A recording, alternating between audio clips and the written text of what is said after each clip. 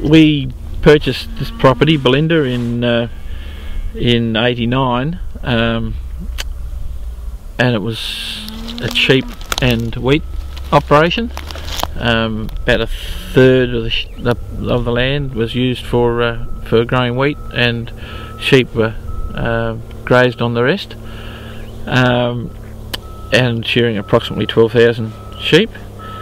We as the 90s progressed, we swung it over to 2/3 cropping and 1/3 sheep, and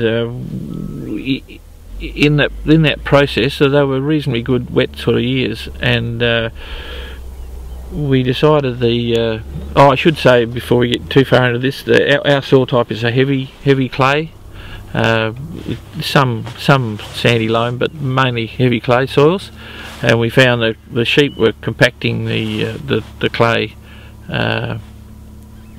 quite badly, and the more we looked, the more we decided that probably historically, certainly well before our time, but we weren't helping. The sheep were definitely impacting. So with that, we started locking up country, and this country behind us, to the right, is a country we stopped running sheep in the very early 90s. We just stopped grazing it with sheep because it was getting quite compacted, and then we had the problem, well, what are we going to use the country for, because it was quite a lot of country. So we purchased a small mob of cattle, and we discovered that the cattle did particularly well on it. So that sort of just progressed. That was a fairly small number. Then of course we got a bit carried away, and we got more and more and more, and at the point we started this program, there was none of the salt bushes you see it, or the blue bushes you see it now, or very not apparent anyway. I suspect the sheep were eating it off, and we sort of really weren't even aware of it. But the cattle, we've discovered where the cattle, because we were running cattle in this country over the winter, where they were taking little pug marks. Each one of the little pug marks grew a blue bush, and for the next 2 or 3 years we had this explosion of blue bush, and we sort of had to scratch our head and wonder what to do with it, because most people would realise that stock don't do that well on pure blue bush or salt bush.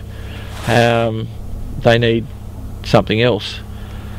So the sort of long story short, while we were sort of contemplating all that, with our farming operation, which is this is one of the paddocks who had wheat growing in it, and at that point we after harvest we would have cattle just grazing the stubbles, and after a little while we discovered that the cattle would try to escape on a perfectly good strong stubble, and we sort of wondering what was going on, and then we cottoned on to the fact that along the fence lines, where there was blue bush, they were grazing the blue bush, and as soon as they finished the blue bush, just regardless of what else was in the paddock, they wanted to escape, and we were giving our fences a hard time.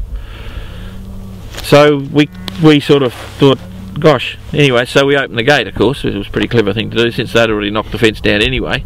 But we discovered then that they did exceptionally well on just grazing on this blue bush country.